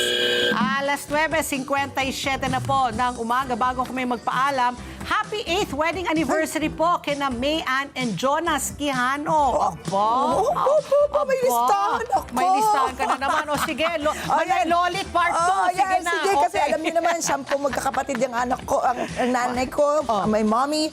Happy viewing po. Lagi nanonood sa atin si mommy at daddy. Samantala si Chris, to my cousin-in-law, si Chris Marcos Saliganan pakpak ko, happy birthday. And to my aunt, ito yung sinasabi ko sa'yo, Patty, Ano? yung user siya ng iBerry na hanggang ngayon hindi lumalabo ang kanyang paningin. Happy birthday, Aunt Marisa Baclig Valdez. Ayan. At ang oras muli, alas 9:58 na po ng umaga. At syempre dito sa ESPN, mahalaga ang inyong palagay. Mahalagang bahagi ng paghanap natin sa katotohanan. Kaya sa bawat isyong napapanahon, parte kayo ng diskusyon. At tandaan po, ang buhay ay hindi pa tagalan, kundi pa sarapan. Kaya sulitin po natin. Tawanan lang po natin ang ating mga problema. Mag-food trip tayo ng masarap. Gumala at gumawa po tayo ng masasayang alaala. At syempre, patuloy pa rin po tayong manalangin. Susunod na po ang Kada Umaga, girls! At mamaya pong 9:30 ng gabi, the latest international news sa Mata ng Agila International. Dito lang sa 9:25. And happy viewing pala, nagising ngayon ng aking anak. Wala na siyang pasok. Summer Mish Kamatay. Happy viewing, baby. Happy viewing. Okay, at bukas, sundan nyo pa rin kami dito sa Ano sa Palagay Nyo? See you tomorrow, everybody! Happy Monday! Happy Monday! Information education.